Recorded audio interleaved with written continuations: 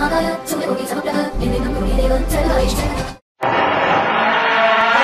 रात होती है तो हम एक दिया जला लेते हैं और उसकी रोशनी में खुद को महफूज समझते हैं, मगर उस रोशनी के परे जो अंधेरा है वो अपने अंदर बहुत सारी कहानियां समेटे हुए है और इन्हीं कहानियों को आपको लेकर आता है रात के अंधेरे में।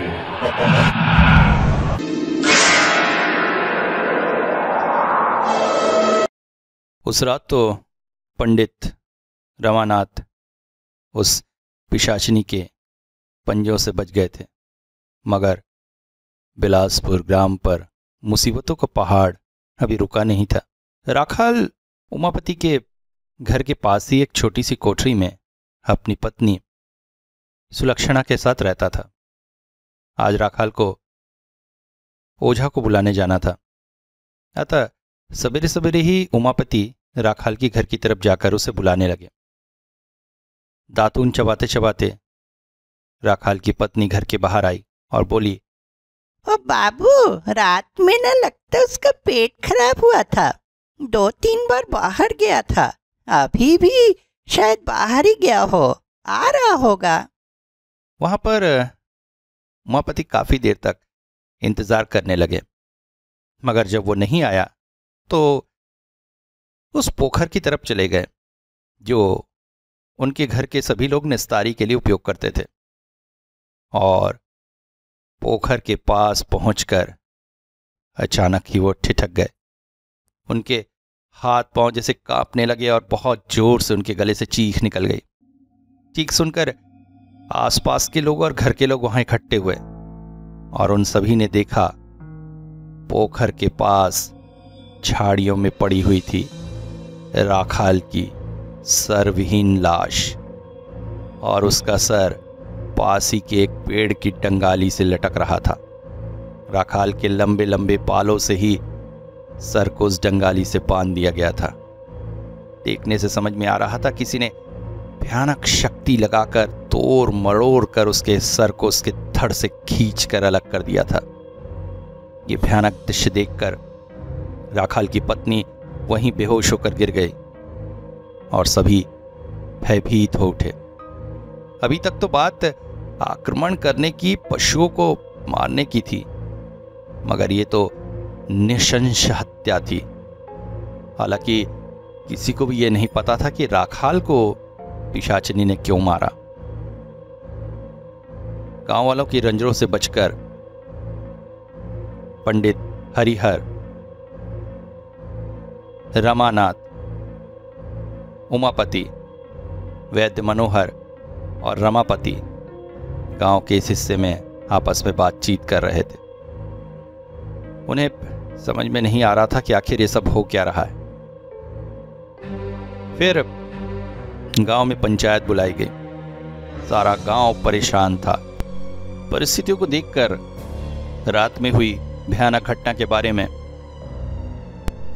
पंडित रमानाथ ने सबको बता दिया और इसके साथ साथ उन्होंने बताया कि उन्होंने स्पष्ट देखा था वह कंकाल किसी और का नहीं बल्कि कमला का है, क्योंकि उसकी वो बिल्ली जैसी आंखें उन्हें ताउम्र याद रहेंगी और ठीक वैसी ही आंखें उन्होंने उस रात कंकाल के चेहरे पर भी देखी थी। सुनकर सारे गांव वाले और अधिक भयभीत हो उठे, मनी मन त्राही त्राही कर उठे। ओफ, कैसी भयानक औरत थी, मरकर भी फुर्सत नहीं दी। गांव से इतने किलोमीटर दूर जलकर मरी है, मगर प्रेत बनकर गांव में आकर लोगों को परेशान कर रही है। ओफ, 7 जन्म पाप करने से ऐसी महिला गांव में प्रविष्ट होती है। सब डर से कांप उठे थे। पिशाचिनी का आतंक धीरे धीरे बढ़ता ही जा रहा था और हत्या की बात से तो सभी बहुत अधिक चिंतित थे। लोग आपस में अजीब अजीब तरह की बातें कर रहे थे। कुछ लोग गांव छोड़कर चले जाने की बातें कर रहे थे तो अचानक ही पंडित रमानाथ चीख उठे, अरे अरे अरे, अब आप लोग आपस में बातें करना बंद कीजिए। देखिए, गांव पर बहुत बड़ी मुसीबत है और ओझा लाने के लिए राखाल ही जाने वाला था, वही मर गया, तो अब ऐसा कौन हिम्मती है जो ओझा को बुला के ला सकता है। राखाल का एक दोस्त था, हेमंत। गांव के गरीब किसानों में उसका नाम आता था। दोस्त की मौत से वो बहुत ज्यादा उद्विग्न था। वो बोला, बाबू लोग अगर आज्ञा दे तो मैं जा सकता हूं। ऐसी विकट परिस्थिति में गांव से बाहर जाना और ओझा को लेके आना बहुत हिम्मत का काम था। सभी लोग हेमंत की हिम्मत से गदगद हो उठे। वो बोला, मैं ओझा का गांव जानता हूं, मैं उन्हें पकड़कर ही लेकर आऊंगा। दोपहर तक ओझा गांव में थे। ओझा का स्वरूप देखकर ही लग रहा था यही है भूत भगाने वाला ओझा। काले डामर सा शरीर, थुलथुला, वजनी, ऐसा हिष्ट पुष्ट कि इंसान तो क्या भूत देखकर भी कांप उठे।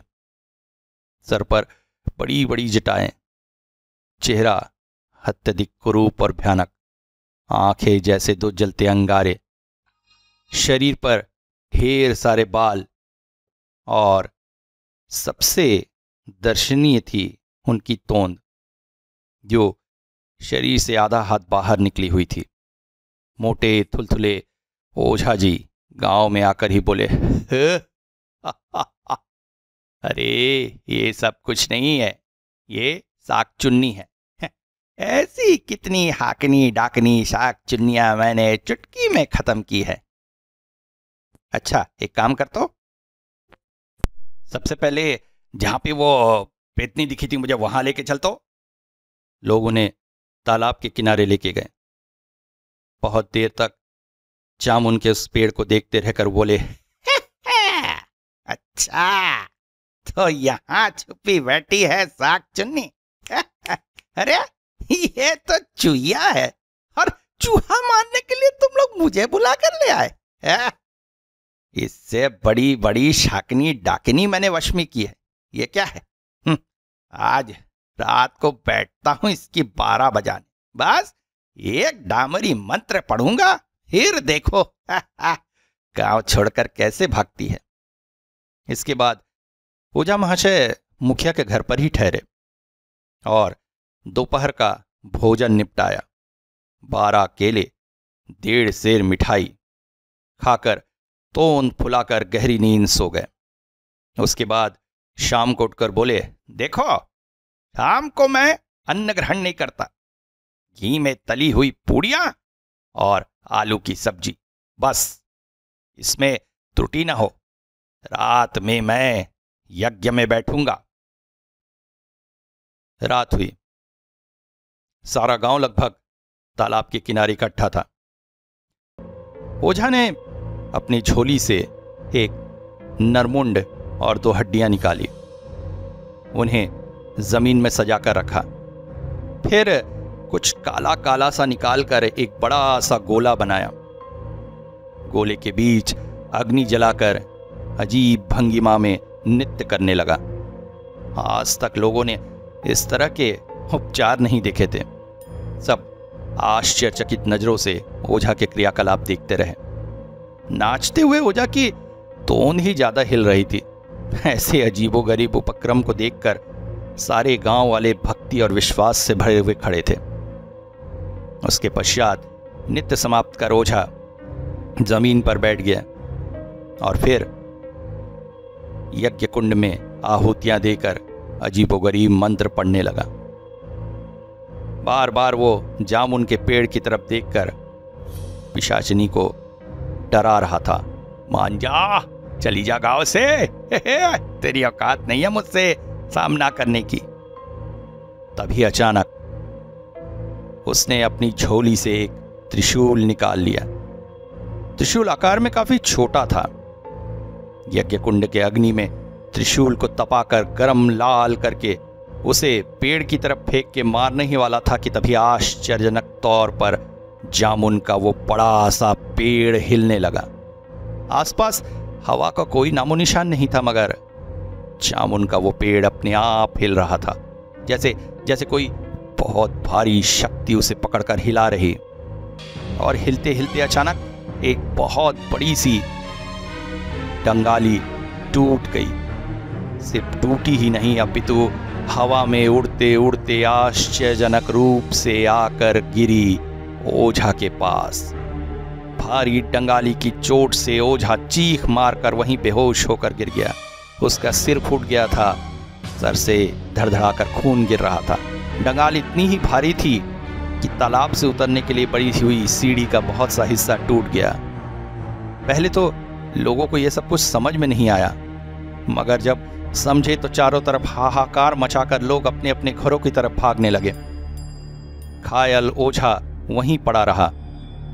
आसमान में बहुत सारे चील कौओं की आवाज से रात्रि में भी गांव का पूरा वातावरण दहल उठा था।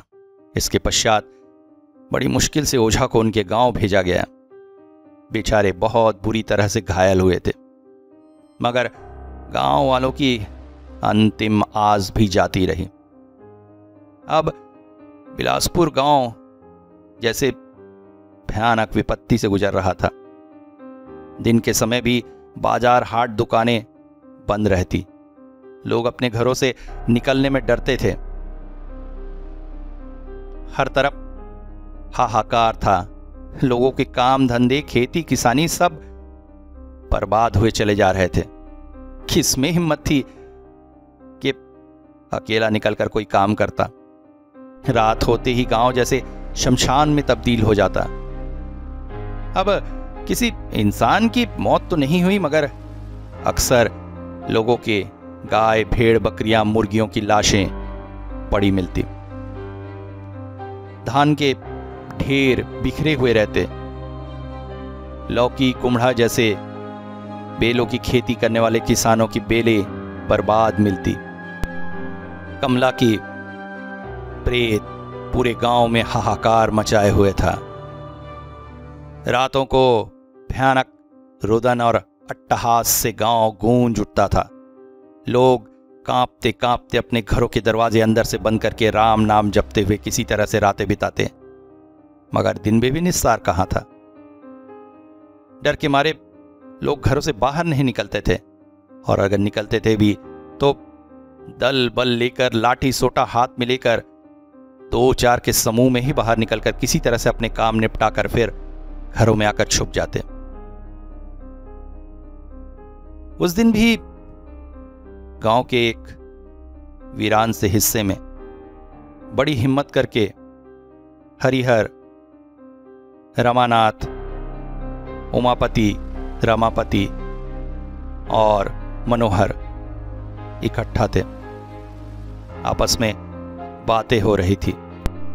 पंडित रमानाथ बोले, मुझे लगता है ये राखाल का बच्चा लाश को ठीक से निपटा नहीं पाया, इसीलिए वो वापस लौट कर आई है। हरिहर तो जैसे भय से कांप रहे थे। और जीते जी जिस औरत ने परेशान किया, मरकर भी वो औरत जान ले रही है। उमापति बोले, but what is to do? कोई तो उपाय होना चाहिए। This village became ghost. क्या करें, कैसे करें, कुछ समझ में नहीं आ रहा है। वैद्य मनोहर बोले, मुझे तो लगता है ये गांव को होकर जाना ही पड़ेगा। कैसी बात कर रहे हो वैद्य जी? आप इस गांव के अकेले वैद्य हो, आप ही चले जाओगे तो गांव को कैसे बचाया जाएगा? सभी परेशान थे, क्या करें, कैसे करें। तो हर गांव में पोंगा आया है बाबू, यह एक का आसानी से छुटकारा नहीं दही।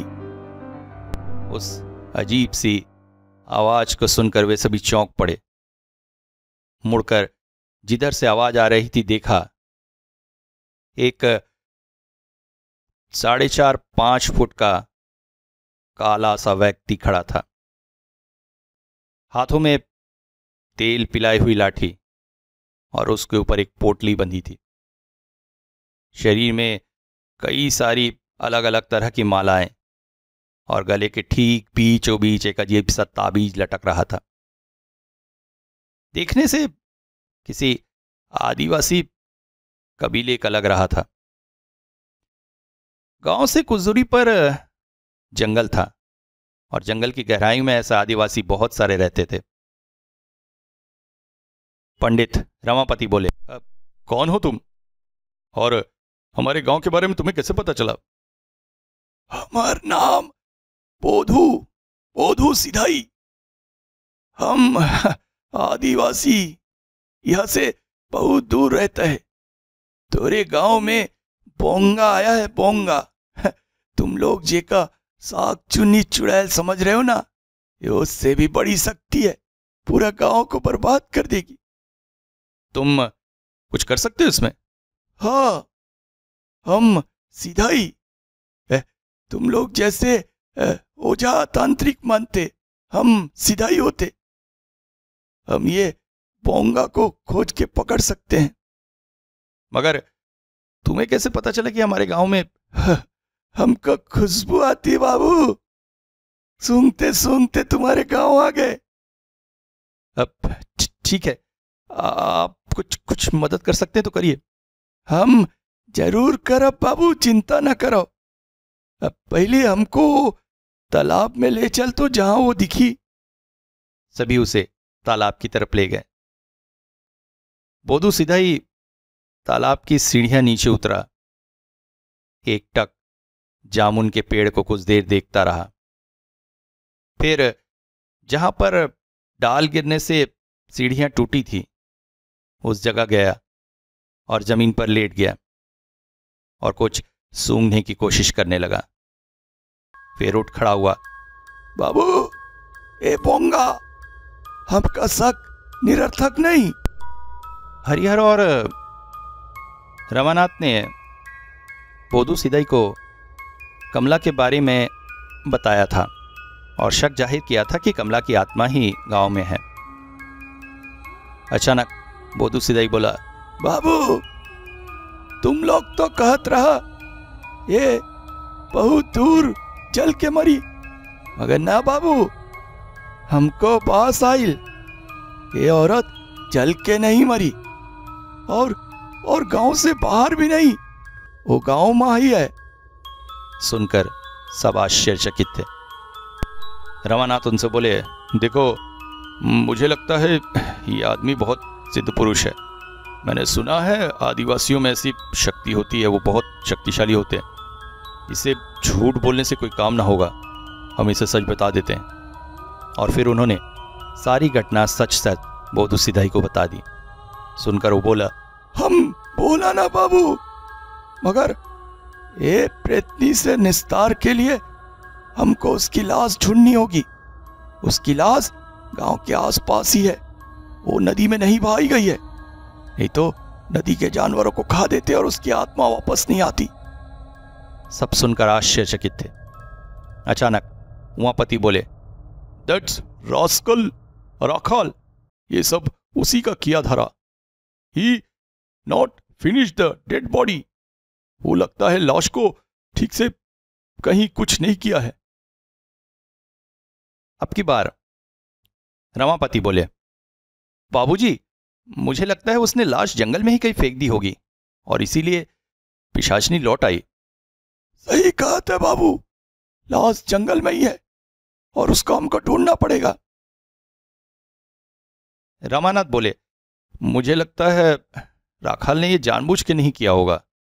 लाश ले जाते समय भालू आगे होंगे और डरकर वो लाश वहीं फेंक दिया होगा, और हम लोग नाराज ना हो इसलिए हम लोगों को उसने कुछ बताया नहीं।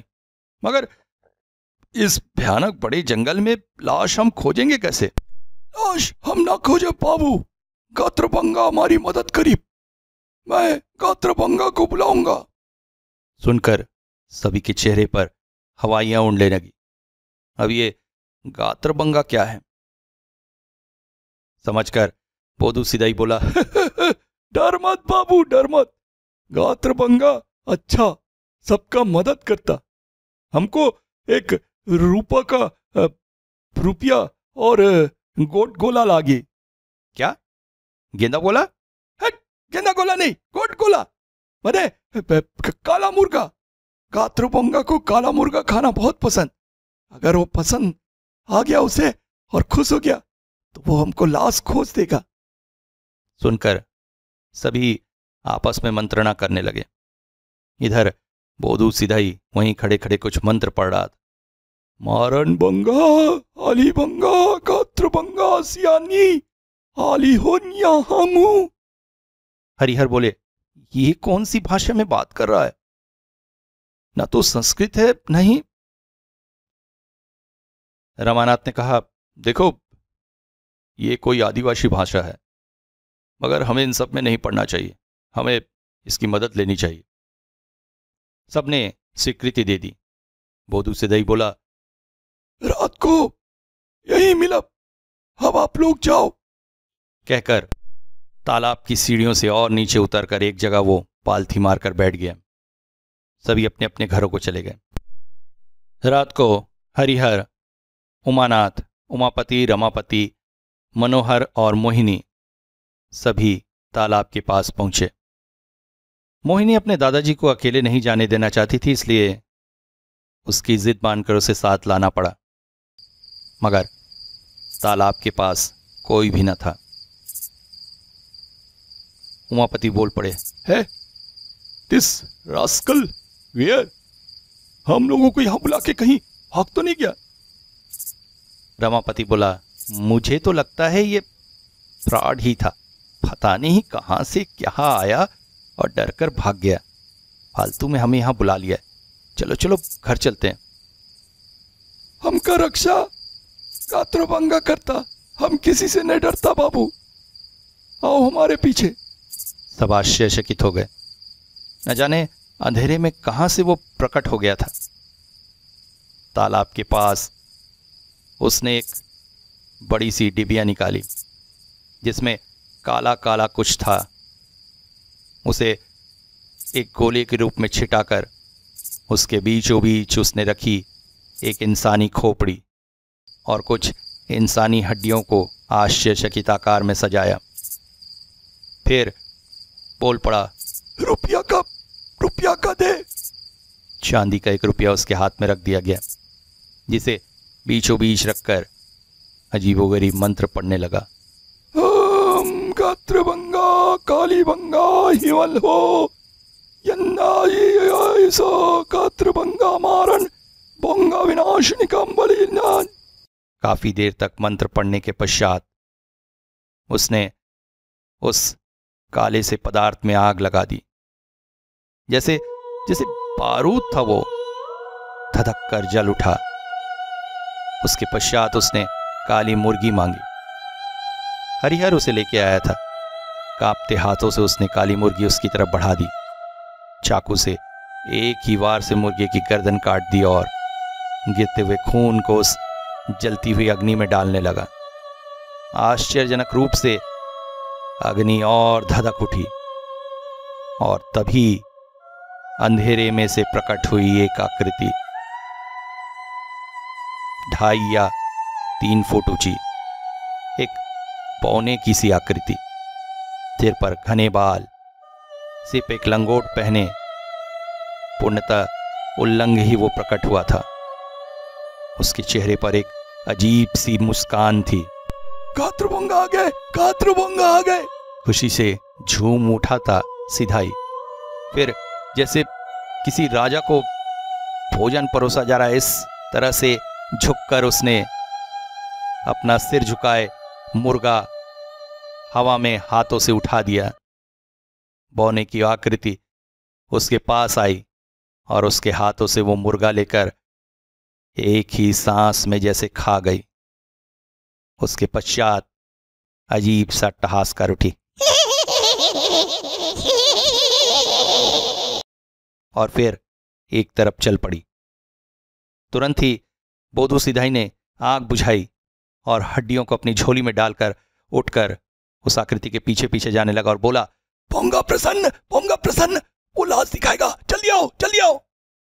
पूरा दल उस रात्रि में जंगल की तरफ चल पड़ा। आगे आगे वो बौना और पीछे पीछे वह सभी। फिर अचानक एक झाड़ियों के झुरमुट के पास वो बौना रुक गया। एक बार उनकी तरफ मुड़कर देखा और फिर जिस तरह से अंधेरे में प्रकट हुआ था वैसे ही गायब हो गया। सिधाई बोला, यही इन झाड़ियों में वो लाश खोजो, खोजो। लालटेन की रोशनी में वो लोग उन झाड़ियों में ढूंढने लगे और ढूंढते ढूंढते अचानक सब चौंक पड़े।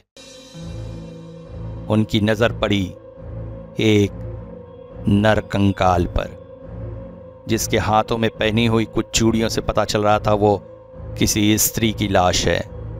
पास ही में कुछ और चूड़ियों के टुकड़े पड़े थे। शरीर में एक साड़ी अधफटी सी थी। देखने से समझ में आ रहा था लाल पाड़ की सफेद साड़ी रही होगी कभी। कोई शक न था, यही कमला की लाश थी। शरीर के कुछ हिस्सों में हड्डियां टूटी हुई थी। शायद भालुओं के आक्रमण से यह हुआ हो। हरिहर की आंखें जैसे छलक आई। उफ, उसकी पत्नी की लाश किस हाल में पड़ी है। भालुओं ने शायद लाश को भी नहीं बख्शा था। जगह जगह से हड्डियां तोड़ डाली थी। कई जगह से शरीर पर कीड़े बिलबिला रहे थे। बोधू सिधाई बोला, यही अब इसको जल्दी से आग में जलाना है और फिर ले जाकर नदी में डालना है, तभी पेतनी की शक्ति खत्म होगी। बाबू, अब देर नहीं करना है। कहकर अपनी झोली से कुछ अजीब सा सिंदूर जैसा निकालकर उसने उस कंकाल के ऊपर छिड़कना शुरू कर दिया। फिर वो बोला, मगर आग लगाने से पहले पोंगा की आत्मा को इसके अंदर प्रविष्ट कराना होगा। कहकर वो कुछ अजीबोगरीब मंत्र जपने लगा और बार बार सिंदूर कंकाल पर फेंकने लगा। आ पोंगा ली पोंगा नियानु से लाके मोंगा, आ पोंगा ली पोंगा नियानु से आली पोंगा। कुछ ही देर में अचानक पास ही के एक पेड़ जोर जोर से हिलने लगे, जैसे जैसे कोई उनके ऊपर इधर से उधर कूद रहा है। और फिर तभी उस पेड़ से एक धुआं सा निकलने लगा और फिर एक स्त्री की भयानक चीखने की आवाज आई और धुआं कंकाल के अंदर प्रविष्ट हो गया। अगले ही पल धक से जल उठी उस कंकाल की आंखें और धीरे धीरे वो उठकर खड़े होने लगा। इस दौरान बोधू सिधाई कंकाल के चारों ओर गोल गोल घूमकर उस पर सिंदूर छिड़क छिड़क कर मंत्र पढ़ रहा था। इस कारण जब वो कंकाल की तरफ पीठ किए हुए घूम रहा था, तभी वो कंकाल खड़ा होने लगा, जिससे उसे इस बात का एहसास न हुआ। मगर पंडित रमानाथ ने तुरंत उन्हें सावधान किया। बाबा, संभलिए। सुनकर तुरंत ही सिधाई मुड़ा और रमानाथ की तरफ देखकर बोला, बाबू चुप, बीच में मंत्र नहीं रोकना। और इतना समय ही काफी था। मंत्र शक्ति के रुकते ही कंकाल जैसे मृत्युनाच करने के लिए उद्धत हो उठी और एक भयानक चीख के साथ कूद पड़ी सिधाई के ऊपर। उसे जमीन पे पटक कर भयानक हंसी हंसते हुए कंकाल ने अपने खूंखार हाथ उसके पेट में घुसा दिए। सब परिस्थिति देखकर चौंक पड़े थे।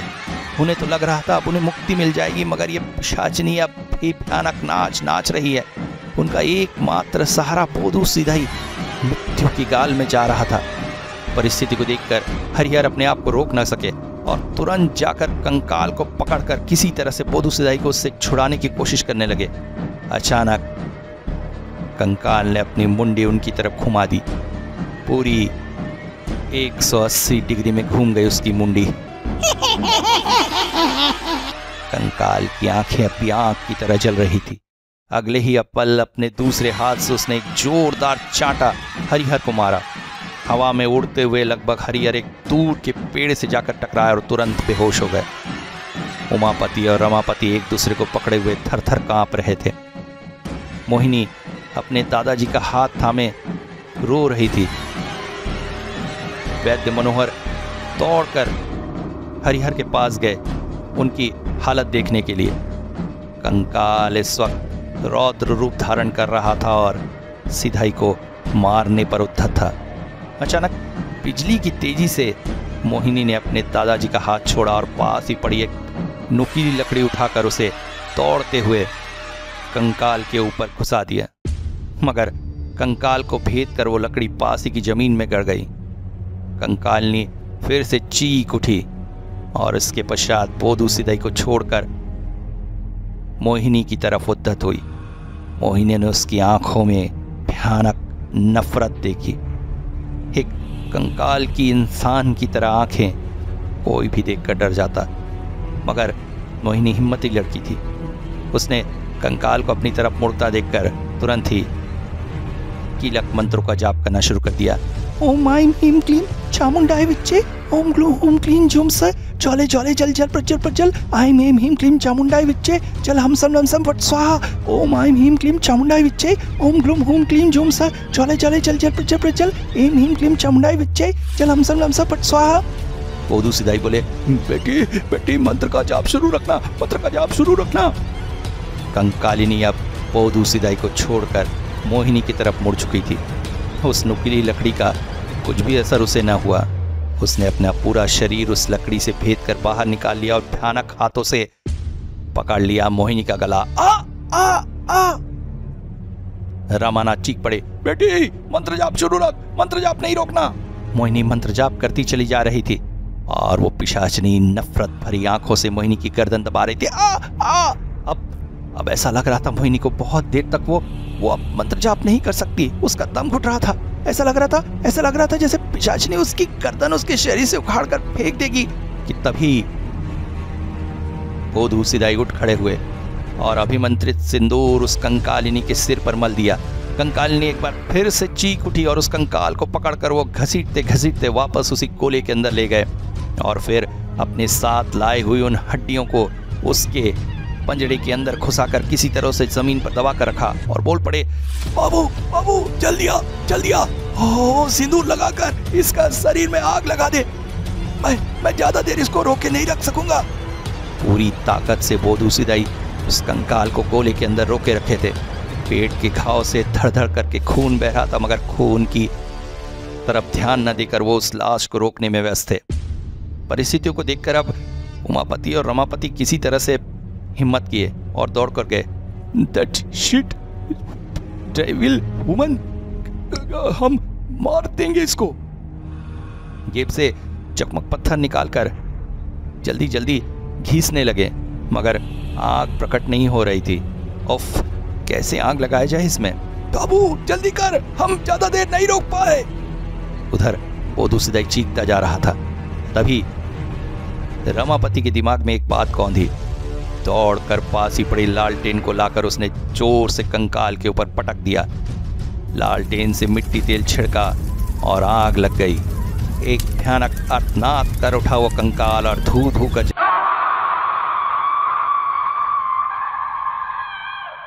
जल उठा।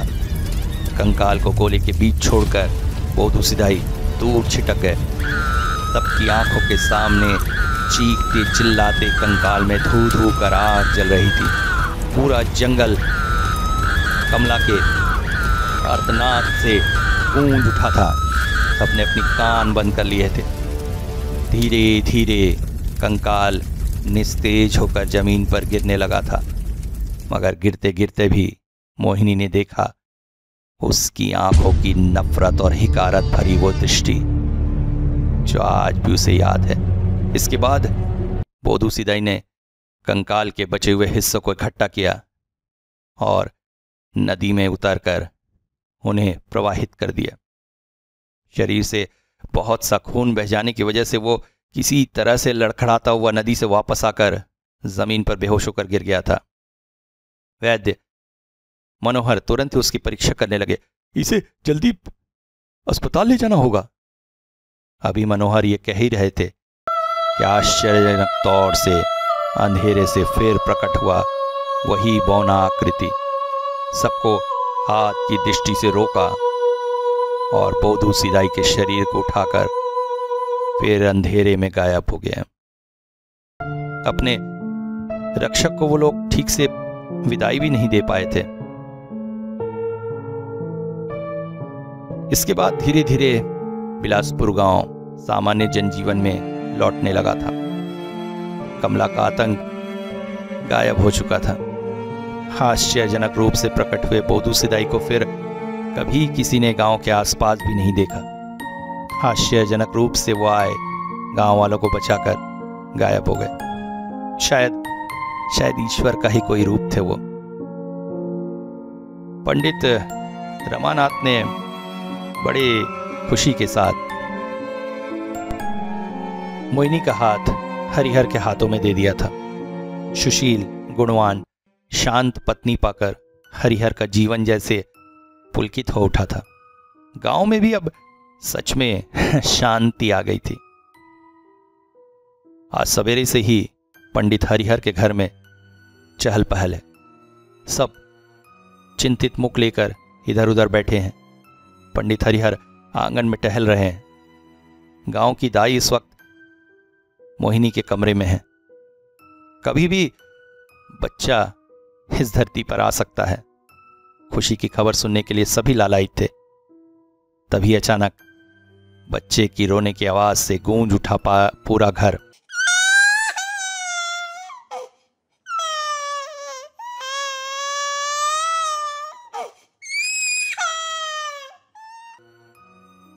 दाई खुशी खुशी बाहर आई। बेटी हुई है, लक्ष्मी आई है, लक्ष्मी। पंडित रमानाथ उठकर हरिहर को अपने गले से लगा लिए। सबने बधाई दी। थोड़ी देर में दाई बच्ची को लेकर बाहर आई। रमानाथ ने उन्हें गोद में लेकर, अरे मेरी परनातिन आ गई। बच्ची रोते रोते अचानक रोना बंद की और एक टक दृष्टि से पंडित रमानाथ की तरफ देखने लगी। और रमानाथ के चेहरे पर जैसे डर के निशान पूरी तरह से भर उठे, क्योंकि बच्ची की आंखें ठीक बिल्ली की तरह थी।